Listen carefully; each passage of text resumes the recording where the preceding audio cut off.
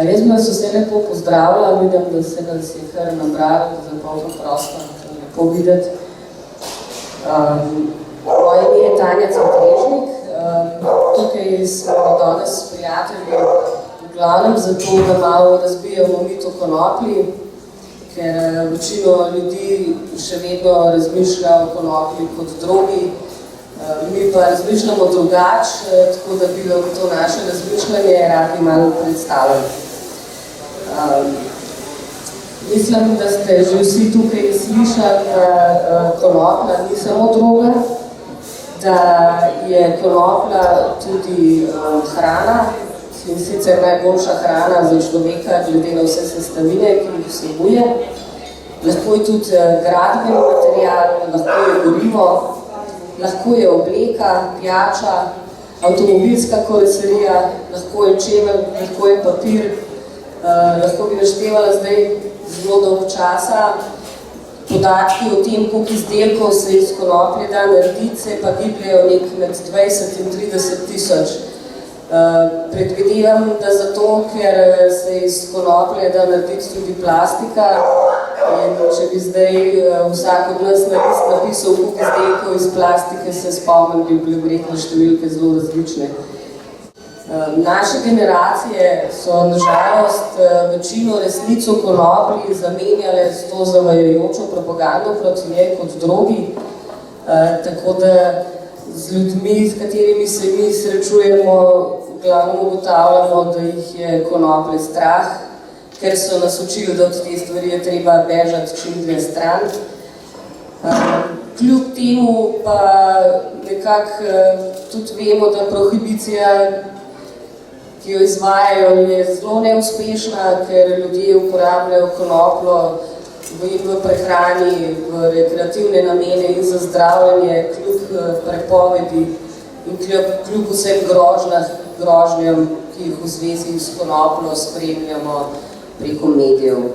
Konoplja ponavadi se označuje, da sta dve konoplje, ena industrijska, ena indijska, recimo, tako neka ločnica. V bistvu pa ni tako. Konoplja je ena sama, ki ima tisoče podvrst, ki so med samo podobne, pa tudi jedno različne. Ampak v bistvu vse so, rečemo, so si podobne v bistvenih stvareh. In to je, da so dvodobne, se pravi, so moške in ženske rastline, zaradi tega so zelo prilagodljive na razne pač vplive in tako so se tudi prilagodile na živalska bitja, pravzaprav, kemično, s svojim nutričnim oljem. Uporabljala se konoplja že pravdolini, že v kameni dobi, mislim, 24 000 let se stali prve sledi konoplje, človeške uporabe konoplje na Češkem, potem v Indiji, pa ostalem Egiptu so to uporabljali kot medicina, pa na Kitajskem. Tudi Sikiti, to so neki azijski nomadi, v starem veku so uporabljali konopljo, so imeli posebne naprave, take škatle, ki so v bistvu kjer so zakadili pač tiste škazi dim in so dali glavno, to so princeze in kralji skitovski. In te skiti so tudi prihajali v Štajerski, so nekaj sedali. Tako da v bistvu to je tudi povezano, zgodovinsko tudi Slovenija del tega prostora, ki se to uporablja. To tudi v bistvu je vidno, oziroma še se da slediti v slovenskih legendah. Obstaja namreč legenda, da je se nekoč Kristus pred svojim premenjavci skril v polje konoplje in zaradi tega je konoplja sveta rastlina za Slovence in zato vsak njen list je podoben moštrant. To je verjetno starejši mit, ki je starejši kot krščanstvo, ker tak lepo v sveta pismi ni, to je skratka verjetno se nanaša na Kristoka in na sončnega Boga in ta moštranca so sončne žarke. In potem je bilo v Sloveniji tudi običajno, da so vsako leto se živino peljali čez konopljo, zato da je konoplja ščitila, varovala živino pred hudimi duhovi. In tudi v bistvu je bila zavetnica nasploh otrok in živali. In če je bil kakšen otrok več poleden, se ga postavili v polje konoplje. Za nekaj časa, na mesec, kreča se ga postavili v polje konoplje. No, to je slovenska izločila. Drugače pa to pač bilo vsestransko uporabljene, najbolj uporabljene rastline, ima uporabljeno steblo za tekstil, razne vebi, je zelo močno, najmočnejši vseh, semena za hrano, krmo in eterična olja za medicino. In to se je skozi uporabljalo skozi celo zgodovino, človeška zgodovina povezana s rastlinom, potem pa je v bistvu v začetku 18. stoletja so Nizozemci v bistvu ugotovili, da lahko z opijem, s prodajo opija zaslužijo na ta način, da imajo stalni hodek, ker pač opij in nevisno človeka. In to so pa na kitajskem izkoriščali 200 let pravzaprav in so kitajski cesarji so se proti temu upirali, so bili dve vojne, ampak v bistvu Kitajci izgubili in zaradi tega v bistvu se je uporaba opija zelo razširila.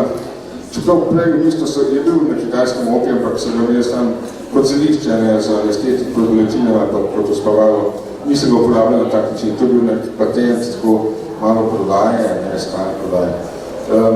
No, to se pa ta poraba tudi razširila, da so Kitajci tudi v Evropo in Ameriko prenašali začeli opija, ne?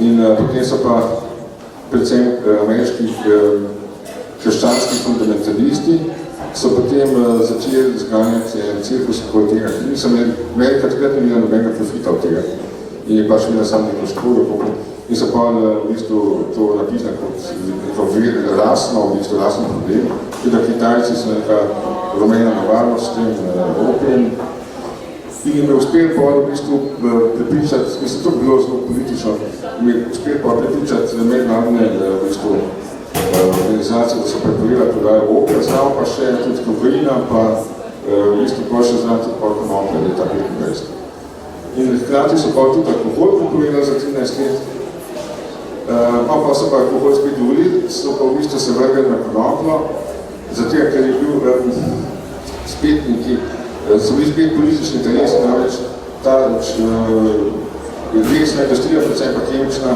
ki je konoplja največja konkurenca na lesna industrija, vrst papir, se da iz konoplje narediti, vsa plastika se da narediti iz konoplje in to je konkurenca takrat.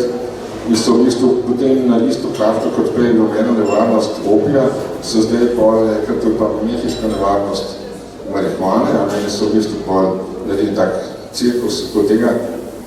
In so uspeli celo na mednarodnem nivoju, leta 61 konvencija mednarodno ob narkotikih, so uspeli pa konopljo dati v isto skupino kot heroin, se pravi, to je skupina, kjer bi naj smrtno nevarne snovi, škodljive snovi in snovi, ki zasvojijo.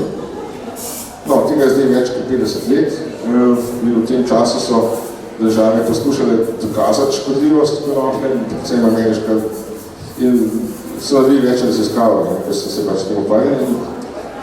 Zanimivo je, da se je pokazalo ravno obratno. Vsaka raziskava dodatna, ko se obrali, se je izkazala, da konoplja ni škodljiva, da ni smrtno nevarna, da v bistvu ne zasvoji in pa so pravzaprav počasi ugotovili, da je zelo koristna in so počasi ugotovili, da pravzaprav za konoplje so ugotovili en bolj prefinjen in natančen sistem endokrinih želez znotrajnih izločenih, ki jih imamo v telesu, ki mu zdaj reče, prav konoplji ga imajo endokrinih sistem, ker ga prej pač niso poznali. No, in ta endokrinih sistem ima več kot 80 različnih učinkovin, ravno tako kot konoplja pravzaprav. Sedaj to obstaja pa ta endokrinih sistem že izpred ptičev. Sedaj že žabe imajo ta endokrinih sistem. In vse živali kasneje so pač razvojene. In ta endokrinih sistem je zelo, sedaj to so železe, ki uravnavajo metabolizem in hormonsko dogajanje, to sporočuje telesa. Od embrionalnega razvoja kosti, možganov, do spolnega razvoja uravnavajo krvni obtok, prebavni ciklus, peristaltiko in tudi fikzalni ciklus v možganih stanje med budnostjo in med spanjem. Seveda, to v bistvu je en sistem, ki uravnava stabilnost. Zanimivo je recimo, da definiramo za nas, kaj sploh so droge. Droge recimo se v zelo napačnem pomenu uporablja danes. In sicer v glavnem v besedni zvezi prepovedana droga. Droga v bistvu samo po sebi pomeni posušen del rastline. To je droga. Prepovedana droga bi naj bila pač to prepovedane snovi. Sam to ni nekako logično v tem smislu, da bi naj bile, niso prepovedane nevarne snovi, ali pa ne nevarne predvoljene, zato ker alkohol je recimo najbolj nevarna snov, pa je dovoljen. Enako, mislim, podobno je tudi nikotin zelo nevaren, tudi kava je bolj nevarna kot konoplja, recimo, pa to so vse dovoljene zdaj, a pa recimo zdravila sintetična, to so sploh zelo nevarna, ne, bolj kot vsa naravna zdravila praktično, pa so tudi dovoljena, ne, sicer na recept. To je v bistvu neko mešanje pojma. Ne. Če se recimo za orientacijo vzamemo, da ne bomo rekli droga, ker droga pač sploh nima veze s tem, ampak je posušen del rastline. Če bi rekli, da se gre za psihotropne snovi, ne, to mogoče še najbolj pač opisek, to pomeni snovi, ki spreminjajo psihotropne snovi, spreminjajo razpoloženje, zaznavo, življenje in počutje človeka. V bistvu, če smo natančni, skoraj vse spada med psihotropne snovi. Zato, ker če pojemo recimo kruh, nas bo pomiril, zato, ker bo povzročil nas mozgo dopamin, medtem, ker če bomo meso pojeli, bo povzročil sladkornin in bomo bolj živahni. In to bi, potem imamo recimo začimbe, to imamo otimilski in je tudi v bistvu lahko halucinogene. To imamo v žafraniki ali pa v muškatnem oreščku, tudi v potrešilju in v golenju je recimo ta milski. Potem so recimo zeliščni čaj, ki imajo tudi psihotropne snovi noter. Vsi ti čaji, ki pomiljajo pa preživajo, v bistvu, so psihotropni, zato jih v bistvu tudi uživamo, ker imajo ta psihotropni učinek. Pa pri konoplji je v bistvu tako, recimo, če še omenjam močnejši, so potem se delijo na poživila in na pomirjevala, poživilo je tipično kava in pomirjela so recimo tipično opijati. In v bistvu konoplje se pa ne da nobeno to zvrst, niti v halucinogene, recimo tukaj nekaj kako se, zatem, ker je ravno sistem stabil, se pravi v bistvu regulira, stabilizira telo, se pravi, lahko nekoga deluje uspavanje, na drugega pa v bistvu deluje poživljeno in ni zdaj nosarska poživljena. Se pravi, za tega v bistvu se ga ne da pariti, definicije konoplje. No, in zdaj v teh letih je pač še vedno velja 50 let stara konvencija o prepovedanih drogah, ki pa v bistvu ne prepoveduje niti gojenja na vrtovih, niti ne prepoveduje medicinske uporabe in niti ne postavlja pogoje za omejevanje nevarne konoplje, kot se pri nas v našem zakonodaju v bistvu je dejansko ne. Se pravi, da v bistvu naša zakonodaja je še bolj stroga, kot je tista najbolj pač zastarela mednarodna konvencija. In v konvenciji piše, da v bistvu se nivo, oziroma da je treba zakonodajo v vsaki državi prilagoditi nivo človekovih pravic v tej državi. Se pravi, pri nas so napisali tak zakon, ki se ga prilagodi izredno nizkemu nivoju človekovih pravic. To je zelo jasno pač. No, in zdaj naš predlog zakona pa pač popravlja to. Postavlja v bistvu postavila sem na te mednarodne konvencije, ki zahteva dejansko v bistvu samo uvedbo javne agencije za konopljo, ki potem kontrolira ves promet v zvezi z medicinsko konopljo. To v bistvu so zahtevane javne konvencije. In to ni več težkega za narediti. In v bistvu bi pa nanesli od nekih davkov, precej denarjacov. Poleg tega smo vključili pač vse te uspešne dobre prakse po Evropi, recimo na Portugalskem, Španiji, Belgiji imajo te klube konopljenja, ki se pač za svoje naftne potrebe gojijo, ne prodajo ven, pač imajo za sebe vsake stroške. Potem recimo Slovenija podpisala leta 1995 Frankfurt resolucijo, ki se je zauzela za uvedbo specialnih trgovin za konoplje na malo, po amsterdamskem vzoru. Smo tudi to dali v zakon, to pač predvideva, da so te specialne trgovine odmaknjene od šole, 500 metrov, in da nimajo vstopa na galeriji, pa komplicirani, pa poštevno prezadeti. To mislim, da je pogoj, in to smo upoštevali. Upoštevali smo pa tudi, da smo pač te možnosti, da se pač sledi in da se, če bi kdo hotel pač prodajati, da več se zaproti, pač morajo imeti evidenci na tem, pač kot videti. Skratka, upošteva smo pač vse, ki nas leži nekje drugil, fragmentarno so se že sprejeli take rešitve in orientirali smo se pa po zakonu o zdravilih, tako da v bistvu koliko manjka, koliko pač je nepopoln zakon o zdravilih, toliko je tudi nepopoln zakon o proti. V bistvu smo dali vse opre. Jaz bi vam povedala še par stvari v zvezi z industrijsko konoplo. Z veseljem povem, da letos je bilo v Sloveniji 220 hektarov konoplje posajene. Večinoma sicer so na površini 10 arov, kar je najmanjša dovoljena količina, ampak zelo eksponentno raste. Tako da konopla je ena od redkih stvari v Sloveniji, po kateri je povpraševanje precej večje od ponudbe. Tako da, če imate možnost industrijsko konoplo posejati, se jo da prodati. Sicer je zakonodaja po drugi strani taka, da je zelo težko pridobiti dovoljenja za prodajo izdelkov, ki jih dobiš iz semen. To se pravi, da kmetje v resnici lahko pridelek, seveda z dovoljenjem ministrstva in z nakupom uvoženih semen, lahko posejejo količino industrijske konoplje, ampak velika večina to konoplo pa lahko samo pozoba doma, ne more tega niti konkretno unovčati naprej. Tako da vse stvari tle počasi spreminjajo, tehnologija, ki smo jo poznali včasih, ki je zginila iz našega prostora, se počasi vrača, sicer res zelo počasi, ker podpore ni nobene, v glavnem finančne, ker je potrebna za zagon industrije.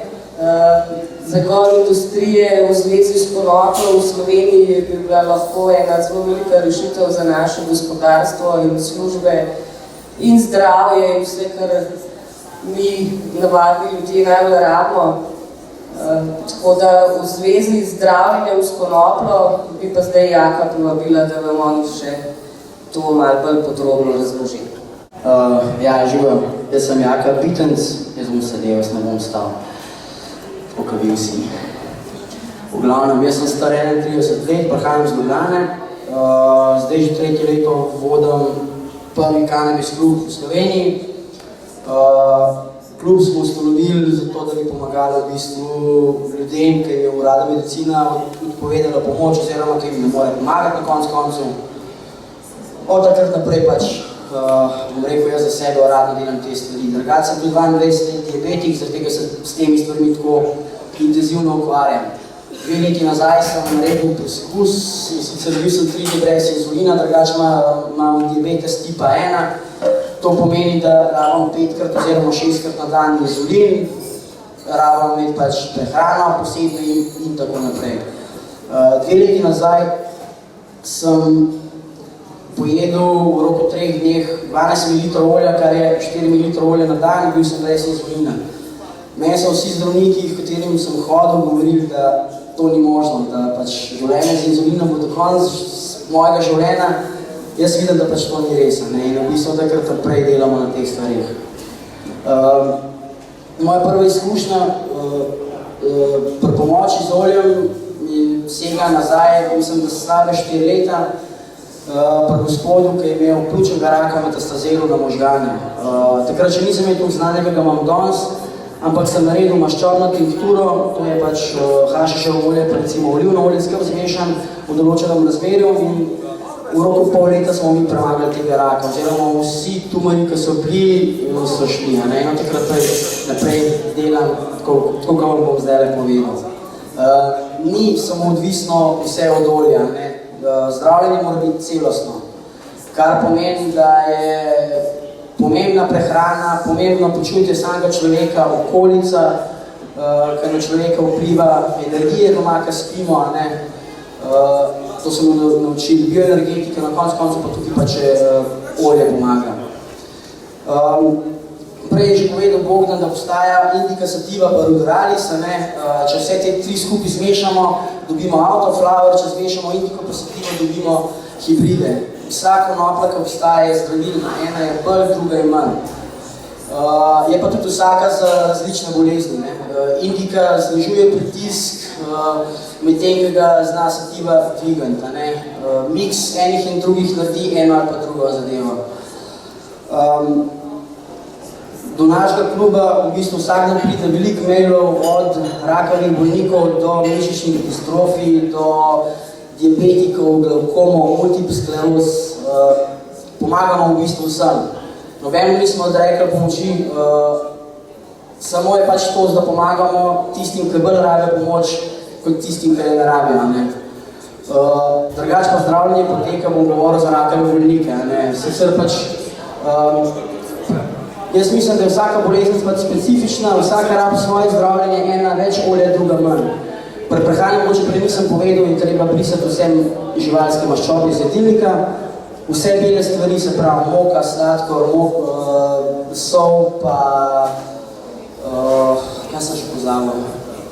Mleko, ja, seveda mleko, diabetiki mleka sploh pogledati ne bi smela, Poleg tega ne priporočamo pitje kave, pitje alkohola, pa kajenje cigaretov.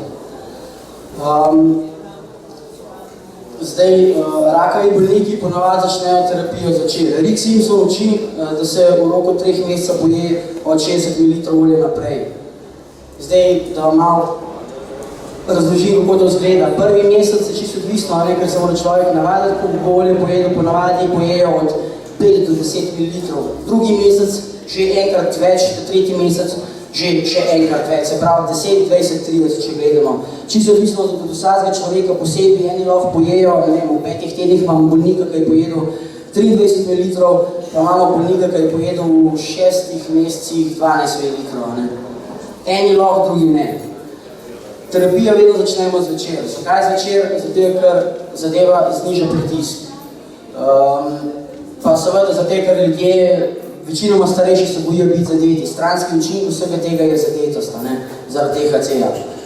Pol ure pred spanjem oziroma 2 uri pa pol po večeri. Zakaj? Zaradi tega, da se ne skonzumira vštric za prehrano in da ne pride do učinka še razjutraj. Namažemo si prst, katerega smo prej polizali, zato ker to je smola. Namažemo ga za polovico rižovega zrna. To je prvi dan oziroma prvi večer. Tako delamo en teden. Drugi teden smo zvečer in zjutraj. Zjutraj vzamemo na tešček. Mažemo vedno pod jezik, v glavnem. Drugi teden smo že 2-krat na dan, se pravi zvečer in zjutraj. Tretji teden smo 3-krat na dan. Zvečer, zjutraj pa popoldne je glih vsem, kdaj vzamete olje. Je tudi sprememba pri ljudeh, ki imajo nizek pritisk oziroma tisti z nižjim pritiskom. Spet morate vedeti, da vsak je individuum, tako da za enega je nizek pritisk že 120, za enega je pa normalen pritisk 90. To morate sami vedeti. Če je tako, če imate nižji pritisk, obrnete terapijo, začnete zjutraj. Če si to predstavljate, zjutraj, ko se zbudite, na tešče vzamete olje, prvi teden, drugi teden popoldne, tretji teden še zvečer. Se pravi, zjutraj, popoldne, zvečer, v roku 3 tednov moramo priveti. Kar je pa količinsko je pa vedno manjšamo zadevo. Zakaj? Zato, ker v bistvu proti večeru, ko se telo umerja, pa tiskamo že ful nizek pritisk, ne bo rabo veliko zadeve, da bo imel ful nizek pritisk. Problem je, če bi on preveč pojedel, bi zjutraj skapalo. Veliko bolnikov pri nas je tako naredili, bi se skapalo. Delam pač na izkušnjah.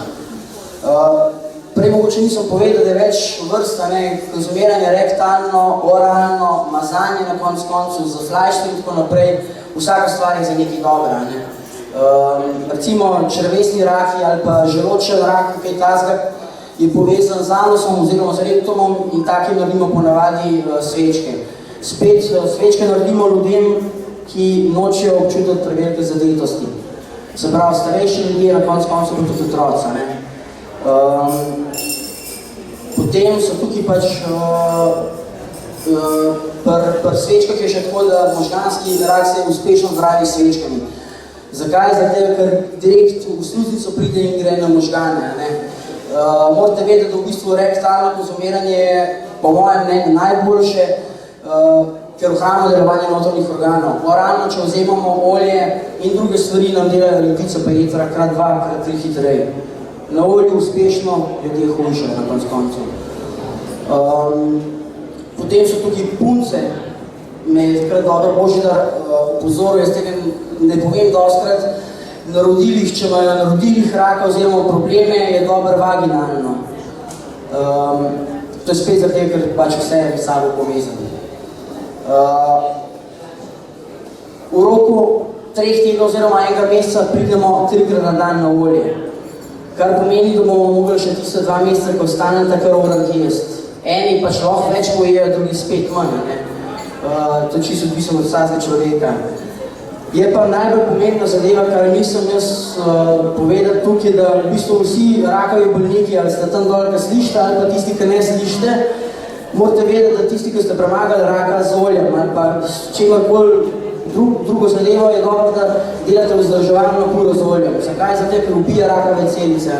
Na koncu človek, ki je premagal vse bolezni, ni pa nekaj bolelo spet, bo spet hodil v McDonald's, bo šel spet tja, pa tja. Tisto, kar sistem ponuja. Naučiti se morate pa, da v bistvu ključ do uspeha je samo skrba. Če se boste sami posadili konoplo, ganča, kogarkoli, boste vedeli, kaj imate. Če boste hodili do dealerjev ali pa do nas, tam enih tretjih, ko vam ne bojo imeli informacij, se lahko več stradili naredili tako listi.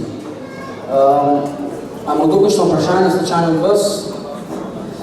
Bom naprej povedal, pa bomo počeli na vprašanje. Med samo kemoterapijo verjetno zanima, a jesti olje ali ne jesti olje.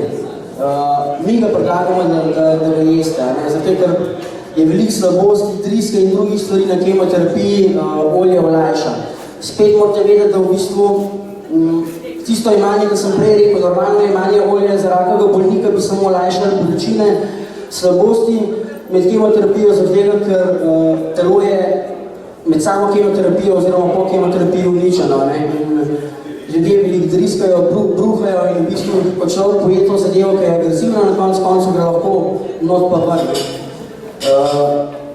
Ampak vseeno, pač ne smete se oddati, pač upanje je še vedno. Rick Simpson, ki ste ga verjetno spremljali, večina tukaj na internetu uči, da moramo imeti najboljšo kvaliteto vsega, najboljš. Jaz se bi tudi strinjal, sam pa nas je zakon tako napisan, da si tudi če gumije ne upate ukradati v koncu, kaj še da bi kdo ganča posadil, čeprav verjamem, da vas tukaj dosti sadi.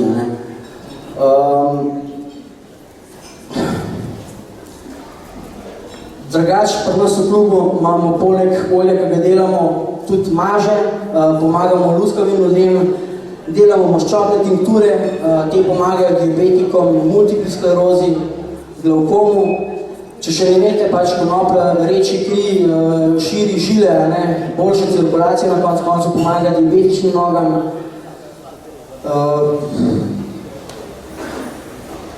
Se ne vem, kaj bi še povedal, imam kakšno vprašanje. To, da pač v bistvu tisto, ki govorijo, da izgublja spomin in tako naprej na konoplje, to misliš? Seveda, da pomaga. Seveda. Dokazali so, Američani, ki so delali nazaj tisto raziskavo, pa so dali opicam gas, maske gor, pa ful dima od konope in seveda so umrli po 4 urah, ker možgani niso dobili kisika. Na koncu je bilo pač napisan, da umirajo možganske celice. Zdaj so ugotovili, da pospešujejo rast na koncu. Danes smo dali en link gor na internetu, ki govori, da v bistvu konoplja pomaga pri preprečevanju odobritve podarjenih organov. Jaz upam, da sem prav povedal. Jaz upam, da boste podprli zakon. 12. je zadnji dan, ki lahko podprete zakone. Jaz, recimo, meni informacija govorila, da svojega 30 leta ne bom imel otroka, da nam je vnok, da nam je rok. Danes sem star 31, sem tukaj pred vami, govorim svoje izkušnje, na koncu pa še otroka imam. Vsej veliko borcev tudi verjetno tukaj pred vami, sam, ki govorimo o otrocih, bi bilo dobro, da bi bilo mogoče malo več Slovencev, tukaj mislim Ljubljančanov na konec koncev. Po prvič povem, da sem vesel, da se v velikem številu samih fulni, ki bi lahko podpisali. Ljubljana ima ful prebivalcev, mi rabimo 5000 podpisov za vsak predlog zakona. Ne? Mediji pa v bistvu politične volje pa medijske volje nijo. Ne? Zaradi tega smo sami ostali, tukaj ste vi toliko odgovorni, kot jaz. Jaz sem dal državni zbor 3 predloge zakonov, ampak to je tukaj, da jih je ona dala, ali ti, nekoga, da sem jih jaz dal. To se vse nas tiče v glavnem. Kajenje trave pa smole, to je kaj dan pa noč. Kajenje je 6% zdravilnih učinkovin, oralno vzemanje olja, naš je 100% danes, ampak je pa 90% recimo, čisto pisano od tvojega stanja.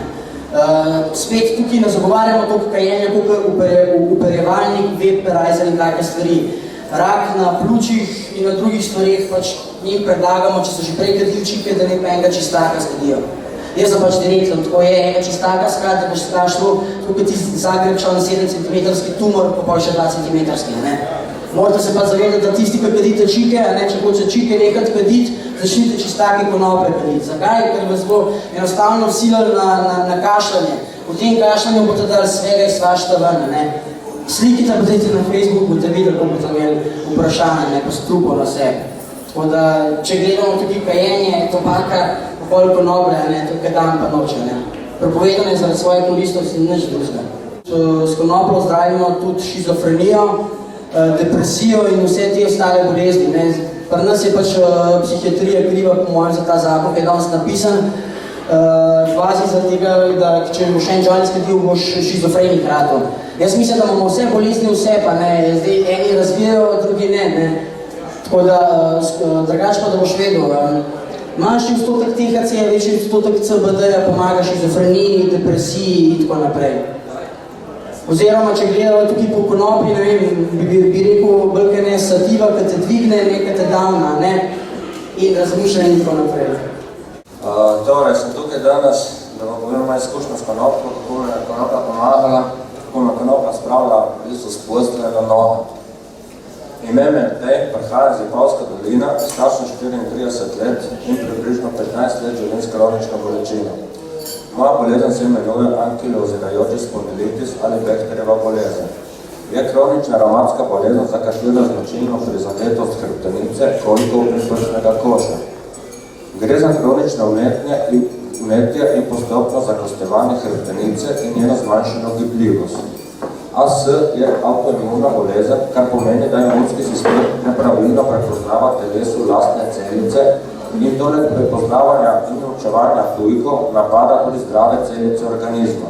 Med avtoimune bolezni spadajo kronični gastritis, sladkorna bolezen, Crohnova bolezen, multipla skleroza, reumatoidni artritis, Behterjeva, luskavica, lupus, ogromno jih je. Diagnozo smo postavili šele pred letom dni in do takrat sem dobil razna zdravila, tablete, injekcije, tako imenovane blokade.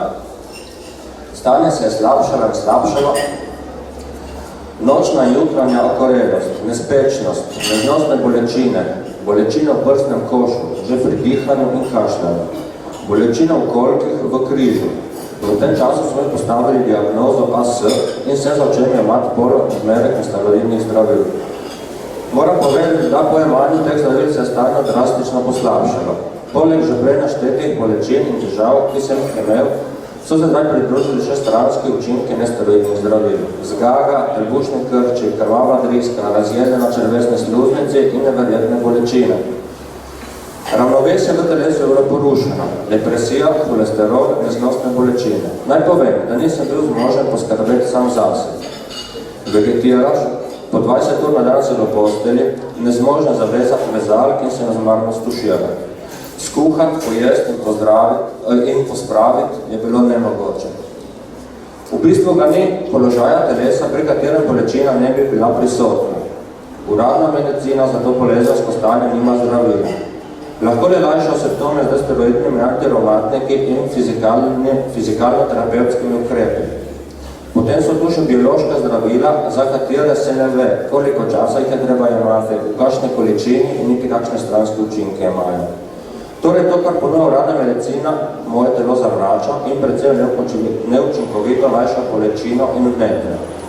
Ko sem slišal konopljino smolo ali hašiševo olje, je bilo moje stanje tako slabo, da sem bil zmožen poizkusiti karkoli, samo da bi količina izginila, da bi se mi gibljivost povrnila, da bi se trebušne težave nehali.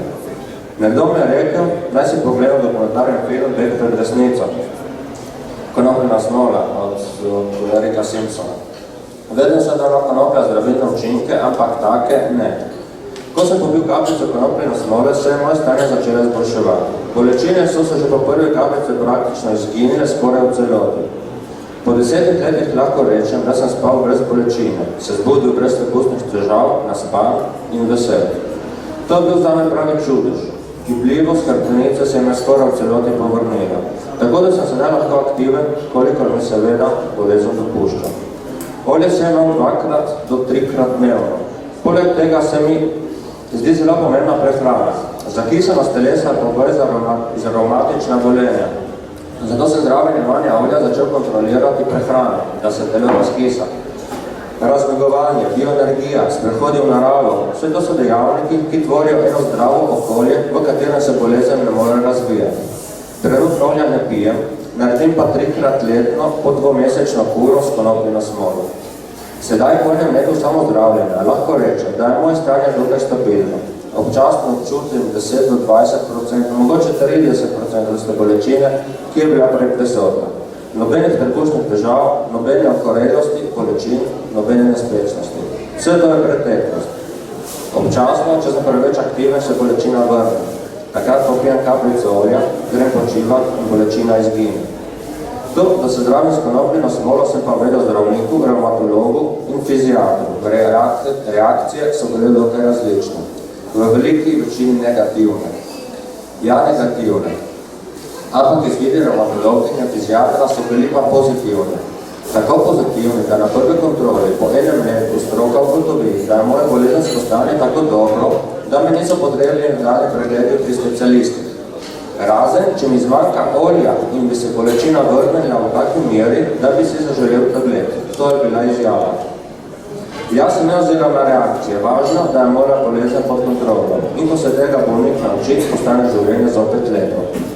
In če bo zaradi te moje izpovede olajšano življenje samo enega bolnika, bom srečen. Hvala lepa, da ste me poslušali in uspešno samozdravljenje.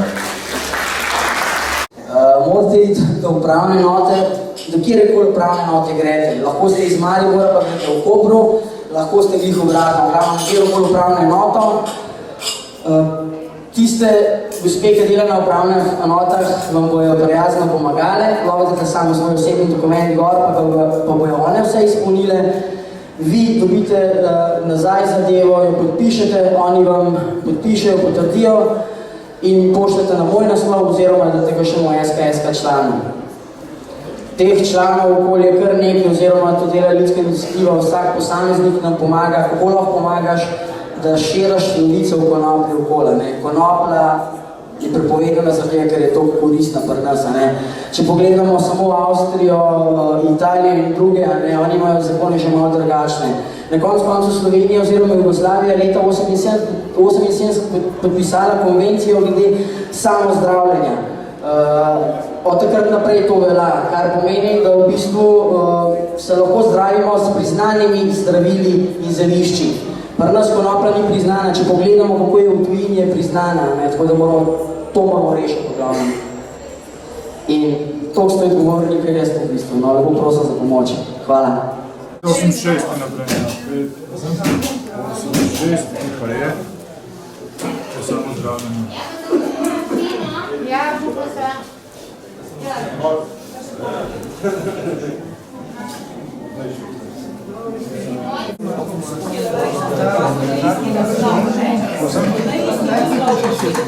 Ja, na isti.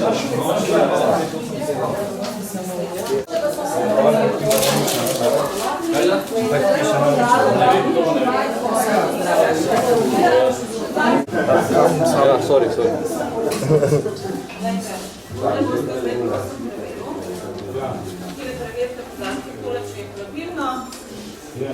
Je pravilno? Vse? Je.